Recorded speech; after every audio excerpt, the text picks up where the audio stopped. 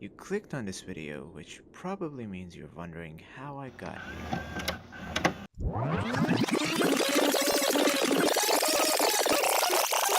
I always wanted to make one of these intros. Before we start, you should know two things. First, this is not a tutorial, this is just a very quick breakdown. And second, we are all going to die. Do with that information what you will. In the blockout stage, I just push some cubes around, scale them, and try to make them look like the very basic and rough shape of the model that I'm going to make. So in the next stage, I can separate these pieces and work on them individually. Modeling. The beams are just the same cubes with some extra loops and mirror and array modifiers and extrusions along normals that later on get duplicated around and receive some simpler new pieces on top of them, and together they finally make the skeleton of the building.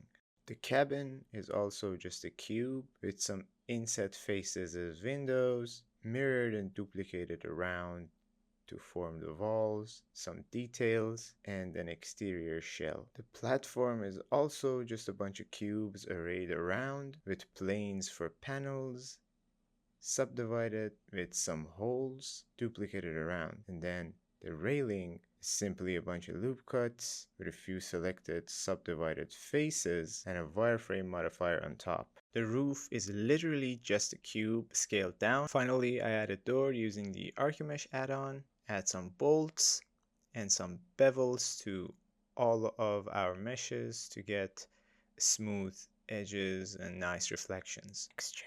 To start texturing the beams, I'll just drag in a bunch of materials that I got from Ambient CG, plug the color to color, roughness to roughness, displacement to a displacement node, and then I'll plug that into the displacement input of the material output node. Then I'll add a mapping node and set all the textures to box project. I'll make some adjustments to the values. Then I'll create a color variation using a hue saturation node with a slightly different value, and I'll mix them together using a mix node, and I'll use a noise texture as the factor. Then I'm gonna make a rust material using the exact same method. I'm going to group the two materials, then I'm going to mix them together using an ambient occlusion node setup.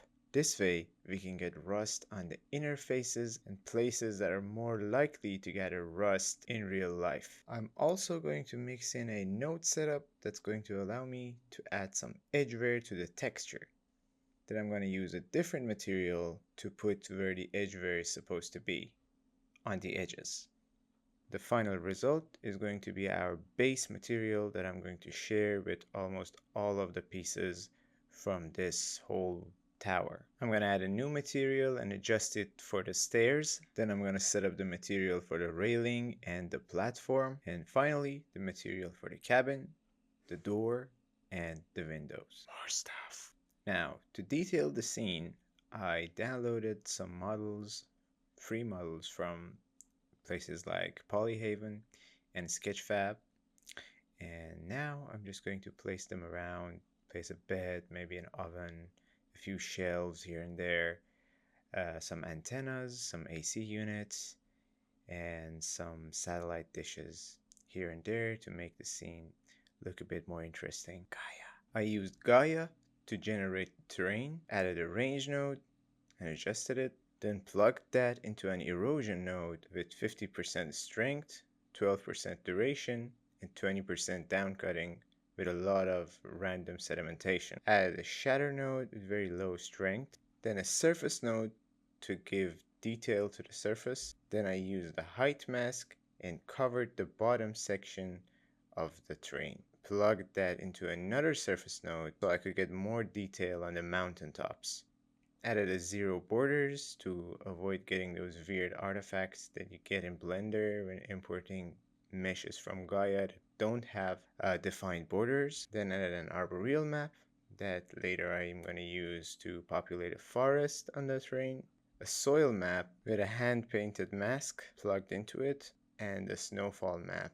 And I exported all of them on 4K. Terrain.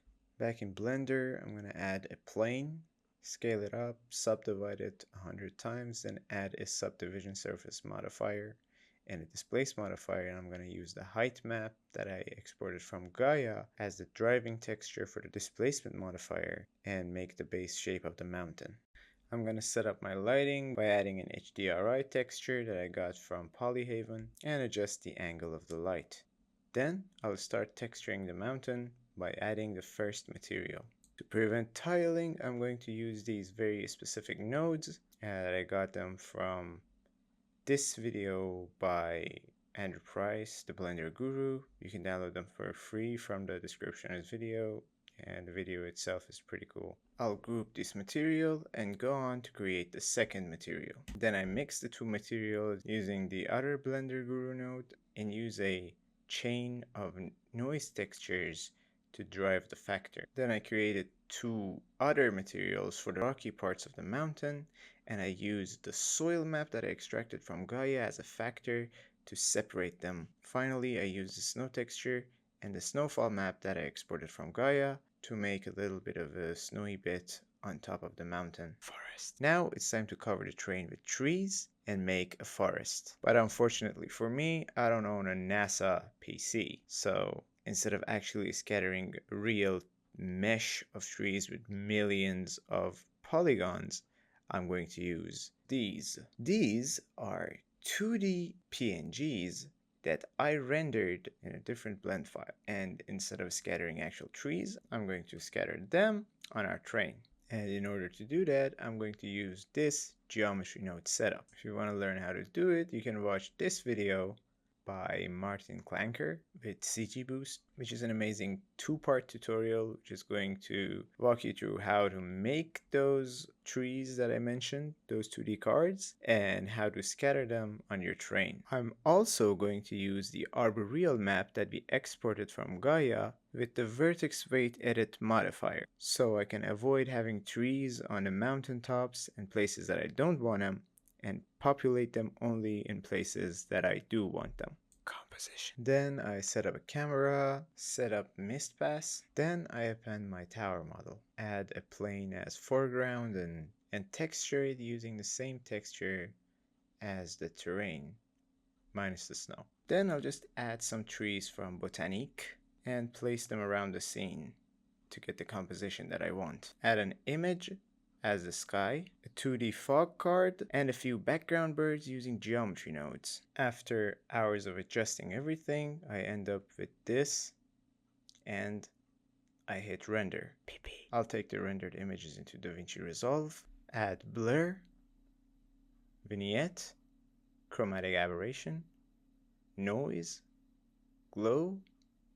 Then I add a few nodes and color grade the whole thing. Then I separately add the mist pass and adjust it and color grade it a bit and render the final video.